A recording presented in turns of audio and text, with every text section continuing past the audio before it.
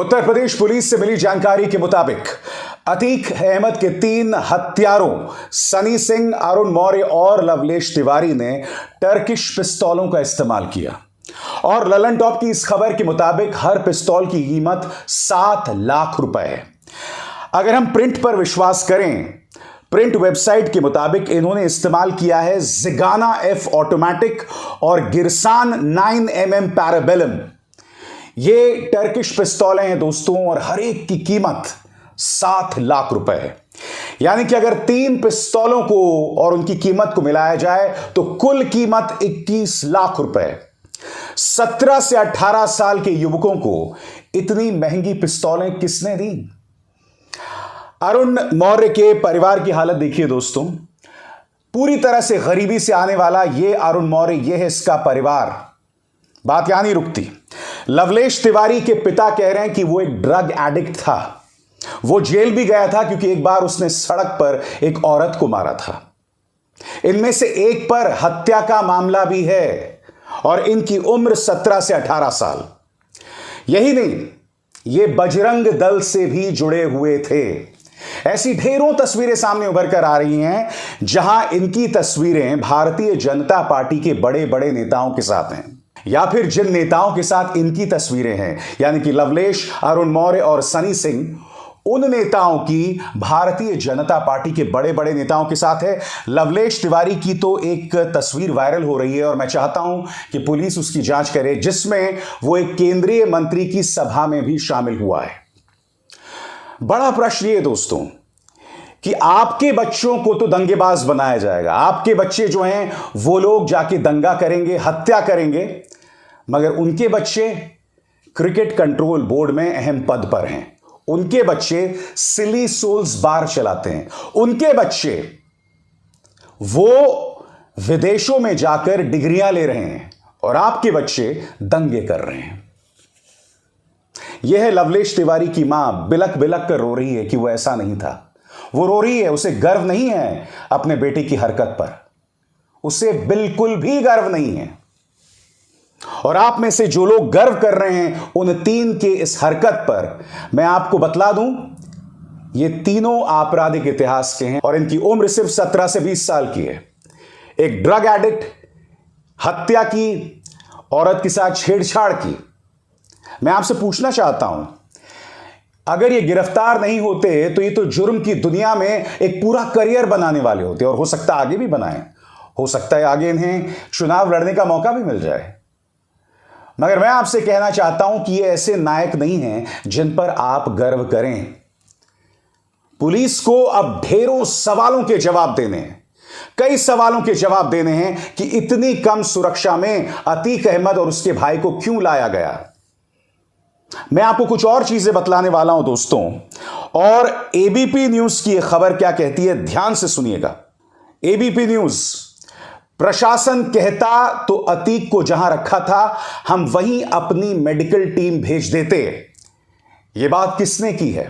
यह बात उस अस्पताल ने कही है जिस अस्पताल में इन दोनों को लाया जा रहा था, जहां इन दोनों की हत्या हुई। आपके सामने एबीपी न्यूज। प्रयागराज की जिस कैल्विन अस्पताल में अतीक और अशरफ को गोली मारी गई, उसकी superintendent in chief doctor Nahida Siddiqui का एबीपी न्यूज पर बड़ा खुलासा। पुलिस ने हमें अतीक और अशरफ को लाने की जानकारी नहीं दी थी। परसों सिर्फ 10 मिनट पहले बताया था कि अतीक और अशरफ को ला रहे हैं। हमारी मेडिकल टीम अतीक को जहां रखा गया था वहीं जाकर मेडिकल चेकअप करने की तैयारी थी। जहां सुरक्षा का मसला होता है वहां हम अपनी टीम भेज देते हैं। 2 साल पहले मुख्तार के मामले में भी यही किया गया था। तो बड़ा प्रश्न है, जब अस्पताल कह रहा है कि वो अपने मुलाजिमों को भेज सकती थी उनके मेडिकल जांच के लिए, तो उन्हें वहां लाया क्यों गया? ये सवाल तो उठने चाहिए ना।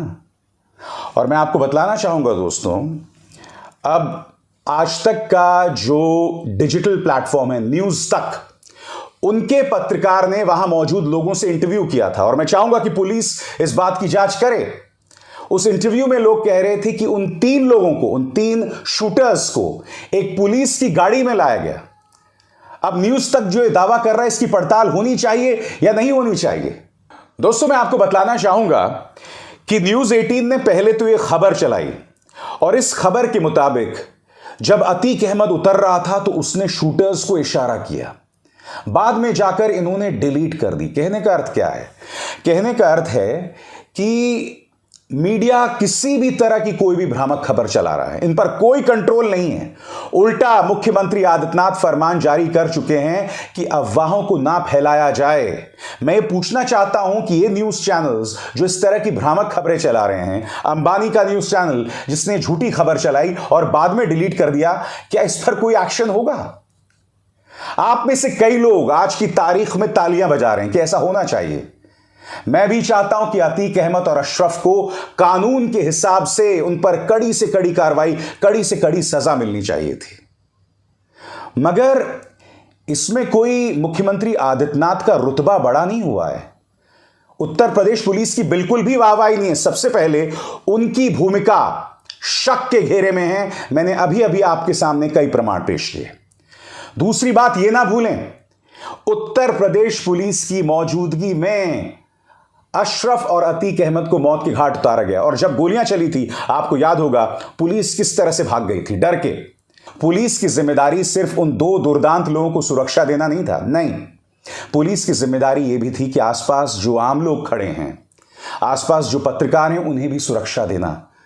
मगर पुलिस भाग खड़ी हुई और उसके बाद उन्होंने गोलियां चलाई। पुलिस ने बहुत प्यार से उन्हें सहेजा और फिर उन्हें गिरफ्तार किया। मगर आज मैं आपको एक चीज बतलाना चाहता हूं। कमलेश तिवारी, याद कीजिए, वो व्यक्ति भी पुलिस की सुरक्षा में था, मगर बावजूद उसके हत्यारों ने कमलेश तिवारी को मौत के घाट उतार दिया। मरने से पहले कमलेश तिवारी लगातार उत्तर प्रदेश पुलिस और उत्तर प्रदेश सरकार की शिकायत करते रहा कि मेरी सुरक्षा के साथ खिलवाड़ हो रहा है। उसकी मौत के बाद उसकी मां कितनी नाराज थी, याद होगा आपको। और फिर उमेश पाल, जिसकी हत्या की जिम्मेदारी अतीक के बेटे पर थी, जिसे मौत के घाट उतार दिया गया। उमेश पाल, उसे भी पुलिस की सुरक्षा मिली हुई थी। ये तमाम हत्याएं हुई बावजूद इसके कि पुलिस की सुरक्षा मिली हुई थी। सवाल किस पर है, आप मुझे बताइए ना। ये एक बहुत बड़ा कलंक है उत्तर प्रदेश के लॉ एंड ऑर्डर पर। इसको लेकर छाती चौड़ी नहीं की जा सकती, गर्व नहीं किया जा सकता। अगर गर्व की बात होती तो उत्तर प्रदेश के इन नेताओं और भाजपा के इन नेताओं ने अपने ट्वीट्स, अपने बयान डिलीट ना किए होते। स्वतंत्र देव सिंह पाप और पुण्य की बात कर रहे थे, इन्होंने अपना बयान हटा दिया। अरे भाई, किस बात की शर्म, अगर इतना महान काम हुआ है तो। कैलाश विजयवर्गीय, इन्हें भी अपना बयान हटाना पड़ा। क्या जतला रहा है ये कि कहीं ना कहीं से फरमान आया होगा कि इस मुद्दे को लेकर प्रशासन पर, उत्तर प्रदेश पुलिस पर बहुत बड़ा सवालिया निशान है। इस पर गर्व मत जतलाइए। बड़ा प्रश्न यहां यह कि भारतीय जनता पार्टी के नेता, जिनका जिक्र अभी अभी मैंने किया, चाहे स्वतंत्र देव सिंह हो, चाहे सुरेश खन्ना हो जो इसे प्रकृति का इंसाफ बता रहे थे, चाहे कैलाश विजयवर्गीय हैं, ये लोग अराजकता का साथ दे रहे हैं, ये लोग लॉलेसनेस का साथ दे रहे हैं। और सत्ताधारी पॉलिटिकल पार्टी के नेताओं को यह बात बिल्कुल भी शोभा नहीं देती। बड़ा प्रश्न ये कि उन 3 गरीब युवकों के पास, जिनका आपराधिक इतिहास है, इतनी महंगी पिस्तौलें कहां से आई। दूसरा बड़ा प्रश्न ये कि जब अतीक अहमद और अशरफ के पास डॉक्टर्स पहुंच सकते थे तो इतनी कम सुरक्षा में उन्हें क्यों लाया गया। ये तमाम सवालात हैं। बड़ा प्रश्न ये कि वो तीनों हत्यारे भारतीय जनता पार्टी के अलग अलग नेताओं के साथ दिखाई देते हैं। मैं आपको बतला दूं दोस्तों, सूत्रों के मुताबिक इस वक्त यूपी पुलिस में खलबली मची हुई है, क्योंकि यकीनन सुप्रीम कोर्ट इस पर सवाल उठाएगा। यकीनन मुख्यमंत्री आदित्यनाथ, जो अपनी छवि सुधारने में लगे हुए थे, मैं आपसे एक सवाल पूछना चाहता हूं। अगर यूपी पुलिस की मौजूदगी में कमलेश तिवारी की भी हत्या हो जाती है, उमेश पाल की भी हत्या हो जाती है और अतीक और अशरफ की भी हत्या हो जाती है, तो सुरक्षा पर एक बहुत बड़ा सवाल है। ऐसे में अंतर्राष्ट्रीय कंपनियां उत्तर प्रदेश में आकर क्यों इन्वेस्ट करेंगी? बड़ा प्रश्न, और ये सवाल पूछे जाने बेहद जरूरी हैं। अतीक अहमद और उसके भाई की हत्या के तीनों आरोपी पुलिस ने रिमांड पर क्यों नहीं लिए? बल्कि इतनी आसानी से उन्हें न्यायिक हिरासत में जेल में क्यों भेज दिया? क्या पुलिस ने सभी सवाल पूछ लिए? क्या पुलिस ने यह सवाल नहीं पूछने चाहिए थे जो अब आपके सामने आने वाले हैं? सवाल नंबर 1, उन्होंने हथियार कहां से हासिल किए? सवाल नंबर 2, योजना कब और कैसे बनाई? सवाल नंबर 3, तीनों शूटर इतनी आसानी से पत्रकारों की भीड़ में कैसे शामिल हो गए? जवाब दीजिए Uttar Pradesh police. Amazon prime पर एक वेब सीरीज आती है मिर्जापुर। दोस्तों, मिर्जापुर में उत्तर प्रदेश के बारे में जो बतलाया गया है ना, जो अतीक अहमद और अशरफ प्रकरण में हुआ है, वहां तो और भी गंभीर बातें हुई हैं। वहां तो लाइव टीवी पर लाइव प्रसारण के दौरान 2 दुर्दांत लोगों को मौत के घाट उतार दिया गया है। मैं फिर दोहरा दूं, मेरी अतीक, अशरफ या उनके बेटे से कोई हमदर्दी नहीं है। मैंने ये बात बार बार कही है कि अगर आप अपराध का रास्ता अपनाएंगे तो यही आपका हश्र होगा। मैंने अपने कार्यक्रम में यह भी कहा था कि अतीक अहमद अगर 5 बार विधायक और 1 बार सांसद रहा है तो यह बहुत बड़ा सवालिया निशान हमारी राजनीति पर है कि किस तरह से एक व्यक्ति ने अपराध का इस्तेमाल करके राजनीति में प्रवेश किया। यह बहुत बड़ा सवाल हमारे लोकतंत्र पर है। यकीनन अतीक अहमद और अशरफ को सजा मिलनी चाहिए थी, मगर अगर हम खुद को मदर ऑफ डेमोक्रेसी कहते हैं, एक बहुत स्वच्छ लोकतंत्र कहते हैं, एक महान लोकतंत्र कहते हैं, तो कानूनी प्रक्रिया के अंतर्गत दिया जाना चाहिए था।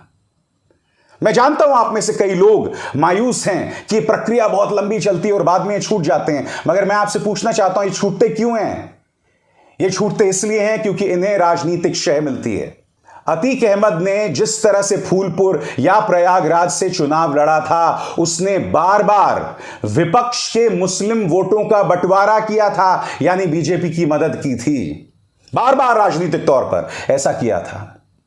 तो ऐसे में अतीक अहमद किसके लिए बेशकीमती थे राजनीतिक तौर पर? यह सवाल और इस पर बहस भी तो होनी चाहिए थी। मगर मैं दावे के साथ कह सकता हूं कि किसी भी न्यूज चैनल में जो मुद्दे आज मैंने आपके सामने समग्रता से उठाए, एक साथ रखे, इस पर कोई चर्चा नहीं कर रहा होगा। इसलिए इन मुद्दों पर भी चर्चा की जानी चाहिए। हम इस मुद्दे पर ताली नहीं बजा सकते। हम उन 3 लोगों पर गर्व नहीं कर सकते। पहली बात, तीनों का आपराधिक इतिहास। दूसरी बात, ड्रग एडिक्ट। तीसरी बात, उनके अपने मां बाप। देखिए किस तरह से मां बिलख रही है। इसलिए मैंने आपसे कहा कि भाजपा के नेताओं के बच्चे तो बड़े बड़े पदों में रहेंगे, आपके बच्चों का इस्तेमाल किया जाएगा दंगों के लिए। इस फर्क को समझिए। यह गौरवान्वित करने वाली बात नहीं है। अतीक और अशरफ को सजा मिलनी चाहिए थी, मगर कानून के तहत तभी लोकतंत्र का परचम बुलंद होता। हम बार बार अंतर्राष्ट्रीय तौर पर भारतीय लोकतंत्र की साख को नुकसान पहुंचा रहे हैं और इसके अलावा कुछ नहीं। मेरी इन बातों पर गौर कीजिएगा। अविसार शर्मा को दीजिए इजाजत। नमस्कार। स्वतंत्र और आजाद पत्रकारिता का समर्थन कीजिए, सच में मेरा साथी बनिए। बहुत आसान है दोस्तों, इस ज्वाइन बटन को दबाइए और आपके सामने आएंगे ये 3 विकल्प। इनमें से एक चुनिए और सच के इस सफर में मेरा साथी बनिए।